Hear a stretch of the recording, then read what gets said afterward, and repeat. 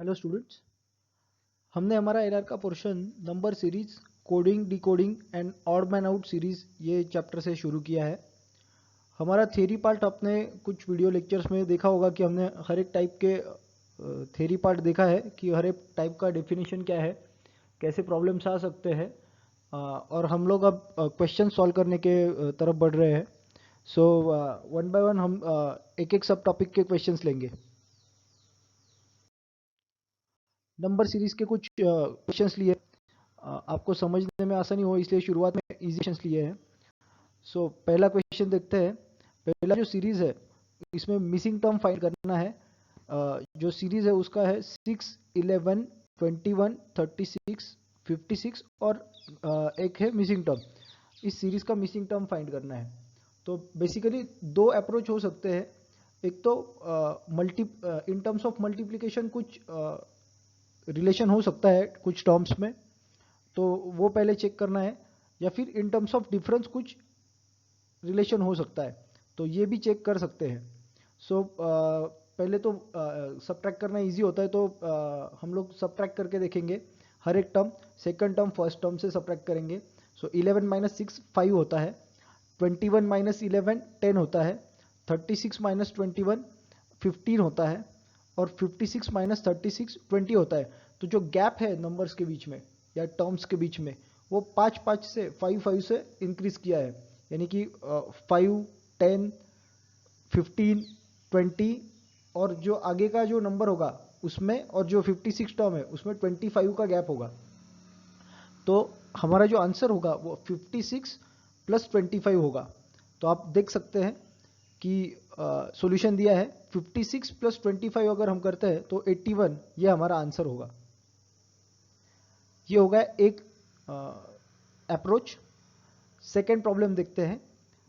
10, 100, 200, 310 और नेक्स्ट पूछा है टर्म क्या है। तो अब प्राइमा फेसी ये देखने के बाद, 10 और 100 देखने के बाद हमको लग सकता है कि 10 इंटू 10 करके 100 होता है। तो ये सोचना कोई गलत नहीं है। लेकिन आगे का जब हम टर्म देखते हैं तो उनमें रिलेशन देखते हैं, तो 100 और 200 इनका अगर मल्टीप्लिकेशन करते हैं तो 100 इंटू 2 अगर किया तो सिर्फ 2 का मल्टीपल होगा। तो पहले और सेकंड टर्म में 10 का मल्टीप्लाइंग फैक्टर, सेकंड और थर्ड टर्म में 2 का मल्टीप्लाइंग फैक्टर, इतना डिफरेंस कभी मल्टीप्लाइंग फैक्टर में आ नहीं सकता। और फिर क्रॉस चेक करने के लिए क्विकली 200 और 310 में कुछ मल्टीप्लिकेशन के थ्रू रिलेशन आ नहीं सकता। ये जो हमारा अप्रोच है, ये मल्टीप्लिकेशन फैक्टर फाइंड आउट करने का, ये लॉजिक यहाँ पे फिट नहीं बैठता। तो सेकंड अप्रोच क्या होगा कि डिफरेंस चेक करें। तो 100 माइनस 10 अगर करते हैं तो वो होगा 90। 200 माइनस 100 करते हैं तो वो होगा 100। 310 माइनस 200 करते हैं तो 110 होता है। तो 10 का जो फर्स्ट और सेकंड टर्म, सेकंड और थर्ड टर्म, इनमें जो डिफरेंस है वो 10 से बढ़ाया है। तो बाय दैट लॉजिक 310 और जो नेक्स्ट टर्म जो हमें फाइंड करनी है उसका जो डिफरेंस होगा वो 120 होगा। तो 310 प्लस 120 वो होगा 430, and that will be our answer. अब नेक्स्ट प्रॉब्लम देखते हैं। नेक्स्ट प्रॉब्लम थोड़ा सा इसको ऑब्जर्वेशन की ज़्यादा ज़रूरत है, क्योंकि इसमें पैटर्न है। 11, 13, 17, 19, 23, 25 और नेक्स्ट टर्म पूछा है। तो अब देखते हैं कि मल्टीप्लिकेशन का तो कोई सवाल ही नहीं उठता, क्योंकि सारे ऑड नंबर्स है और बहुत ही क्लोजली रिलेटेड है। तो मल्टीप्लिकेशन का कोई रिलेशन नहीं आएगा। और प्राइम नंबर्स ही दिख रहे हैं मैक्सिमम इसमें, तो स्क्वायर या क्यूब रूट का भी कोई सवाल नहीं उठता। सो हमारा एज यूजुअल पहले डिफरेंस चेक कर लेते हैं। 13 माइनस 11 2 आता है, 17 माइनस 13 4 आता है। लेकिन अगेन यहाँ पे कहानी में ट्विस्ट है। 19 माइनस 17 अगर करते हैं तो फिर से 2 आता है। तो यहाँ पे थोड़ी गड़बड़ लग रही है। लेकिन फिर आगे जाके चेक करते हैं कि 23 माइनस 19 अगर करते हैं तो फिर 4 आता है। यानी कि 2 4 2 4 2 4 ऐसा पैटर्न उन्होंने डिजाइन किया है डिफरेंस में, टर्म्स के डिफरेंस में। तो बाय दैट लॉजिक अगर हम आगे बढ़ते हैं कि 23 और 25 में 2 का डिफरेंस है, तो 25 और उसका जो नेक्स्ट टर्म है उसमें इस पैटर्न के हिसाब से 4 का डिफरेंस होना चाहिए। सो 25 प्लस 4 ये जो आंसर होगा यानी कि 29, ये हमारा मिसिंग टर्म होगा। यहाँ पे आंसर में गलती से 28 टाइप हो गया है, लेकिन आंसर जो है वो 29 है, राइट। इसको थोड़ा करेक्ट कर लेना, ये 29 है, ओके।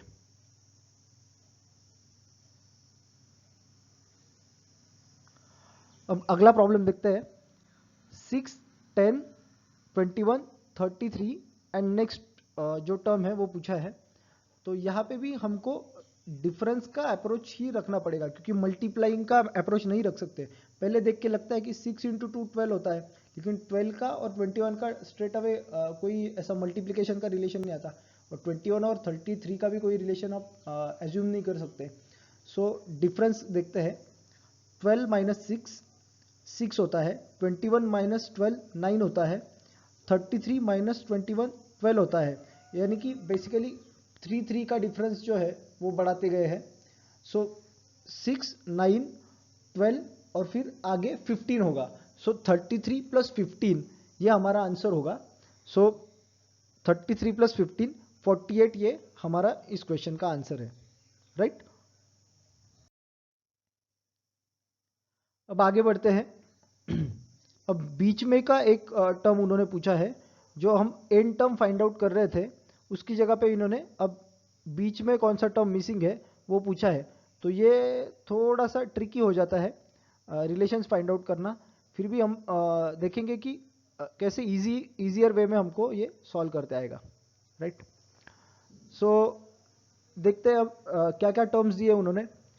2, 5, 9, 14, देन मिसिंग टर्म है और 27।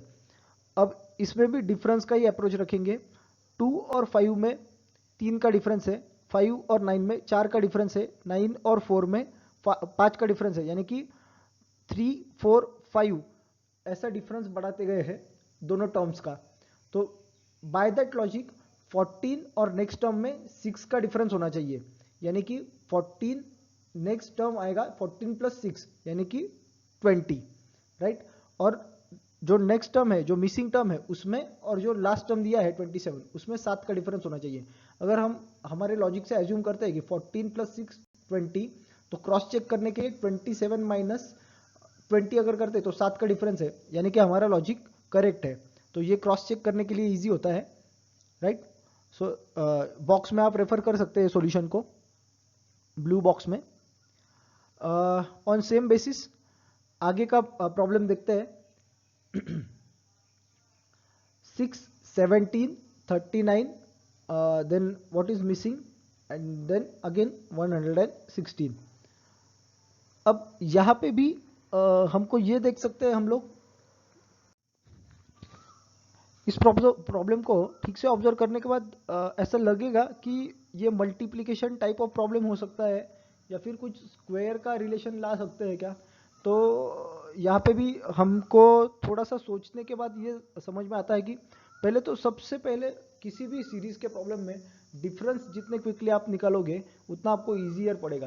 क्योंकि अब यहाँ पे देखो 6 और 17 का डिफरेंस है 11, 17 और 39 का डिफरेंस है 22।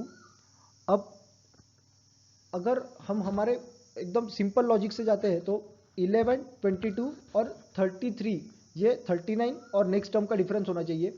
39 प्लस 33 अगर हम करते हैं तो वो आता है 72, और क्रॉस चेक करने के लिए 72 प्लस अगर 44 करते हैं तो 116 आंसर आना चाहिए। तो अगर ये पैटर्न बैठता है तो हमारा आंसर करेक्ट है, और ये एक्चुअली पैटर्न बैठता है, और 72 ही हमारा मिसिंग टर्म है, राइट।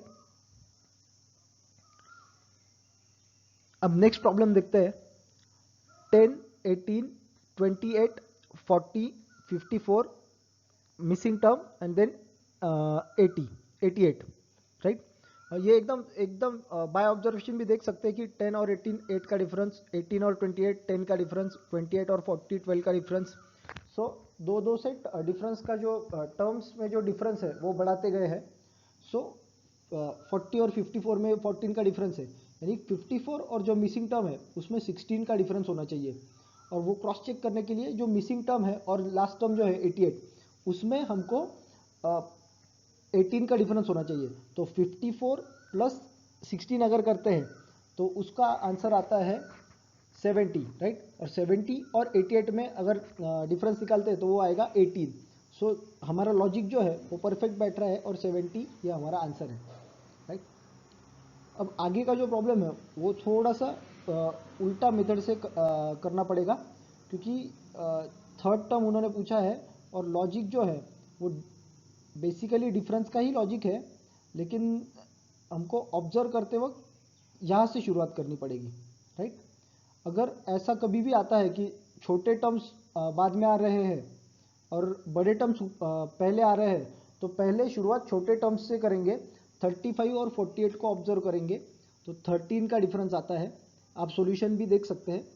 63 और 48 का डिफरेंस जो आता है वो 15 का आता है। तो हमको एक थोड़ा सा अंदाज़ा आता है कि 13, 15 ये जो डिफरेंस है, सो अब आपको हाईलाइट करके दिखाता हूँ। ये 13 है, ये 15 है, ये जो डिफरेंस है, तो आगे का जो टर्म है उसमें 17 का डिफरेंस आना चाहिए। ये हमारा एक एजम्पशन लेके चलते हैं और फिर हम आगे के पैटर्न ऑब्जर्व करेंगे कि कैसे ये करेक्ट है या नहीं है, राइट। सो 17 का अगर हम डिफरेंस एज्यूम करते हैं तो 63 प्लस 17 ये जो है ये टर्म आती है 80, राइट। और फिर वो पैटर्न के साथ 17 का डिफरेंस है, सो 80 और नेक्स्ट टर्म में 19 का डिफरेंस होना चाहिए, तो ये करेक्ट है। 80 और 99 में 19 का डिफरेंस है। फिर 99 और 120 में 21 का डिफरेंस है। सो दो दो से उनका डिफरेंस बढ़ाते गए हैं और हमारा मिसिंग टर्म है 80, राइट।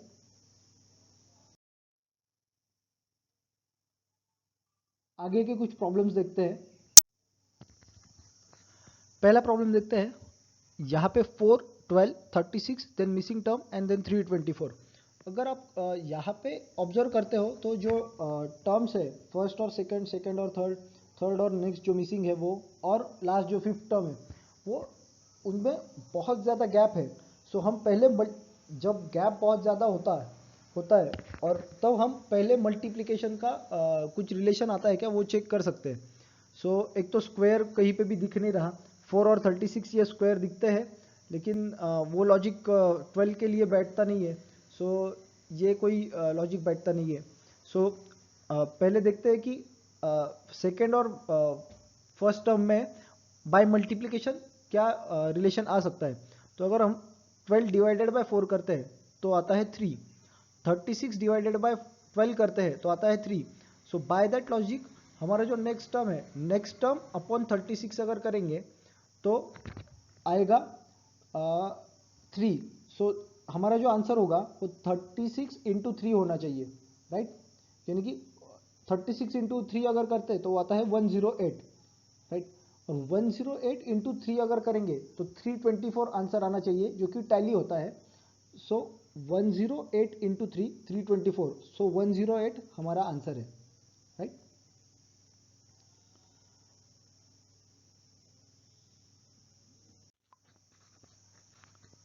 अब नेक्स्ट जो प्रॉब्लम है वो थोड़ा सा ट्रिकी है, क्योंकि ये थोड़ा टाइम कंज्यूमिंग हो सकता है अगर आप थोड़ा सा इसके तरफ ध्यान ना दे। तो अगर आपने ये प्रॉब्लम इस एंड से शुरू कर दिया तो आपको बहुत टीडियस कैलकुलेशन करने पड़ेंगे और इसमें बहुत टाइम जा सकता है।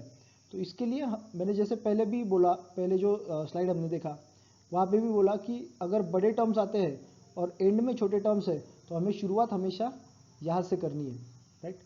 अब लेकिन कहीं पे भी कुछ लॉजिक समझ में नहीं आता। अभी 16 डिवाइडेड बाय 8 अगर करेंगे, 8 इंटू 2 16, ये समझ में आ रहा है, राइट। लेकिन आगे जो टर्म है इसका कैसे रिलेशन निकालेंगे, तो हमको एक सिंपल एजम्पशन करना पड़ेगा कि सपोज ये 16 इंटू 3 करके देखेंगे तो वो आता है 48, राइट। और 48 इंटू 4 अगर किया तो वो आएगा 192, सॉरी, जो नेक्स्ट टर्म है। सो अगर हमको पहले से पता है, आपका अगर नंबर्स पे बहुत अच्छा कमांड है तो आपको ये प्रॉब्लम बहुत इजीली और क्विकली सॉल्व करते आएगा।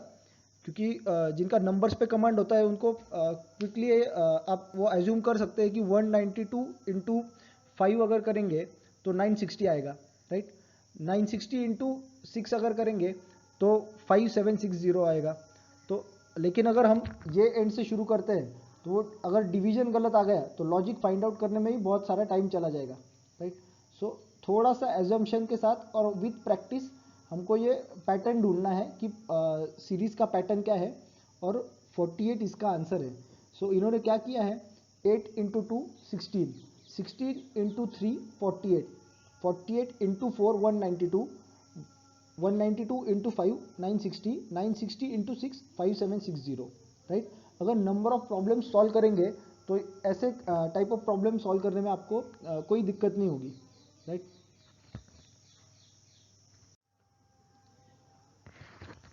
अब नेक्स्ट जो प्रॉब्लम है वो भी काफ़ी ट्रिकी है, और इसको भी अगर जिसका प्रैक्टिस बहुत अच्छा हुआ होगा या जिसका ऑब्जर्वेशन बहुत अच्छा है उसके लिए ये प्रॉब्लम थोड़ा इजी है, लेकिन जिनका प्रैक्टिस थोड़ा पुअर है या फिर ऑब्जर्वेशन थोड़ा कम है तो उनके लिए थोड़ा सा ट्रिकी हो सकता है। तो देखते हैं क्या टर्म्स दिए उन्होंने। 1 2 6 7 21 22 66 नेक्स्ट मिसिंग टर्म है, और 201 ये एक टर्म दिया है। अब जहाँ पे ऐसे मिसलेनियस टर्म आते हैं तो हमको ये एज्यूम करके चलना है कि यहाँ पे कुछ पैटर्न फॉलो किया हुआ है सीरीज में। सो ये तो हमको ऐसा एज्यूम करना यानी कि ये तो फिक्स है कि कुछ पैटर्न फॉलो किया है, क्योंकि कुछ भी रिलेशन आप फाइंड आउट नहीं कर सक रहे ऐसे रैंडमली टर्म्स दिए हुए। अब थोड़ा अगर ध्यान से ऑब्जर्व करेंगे तो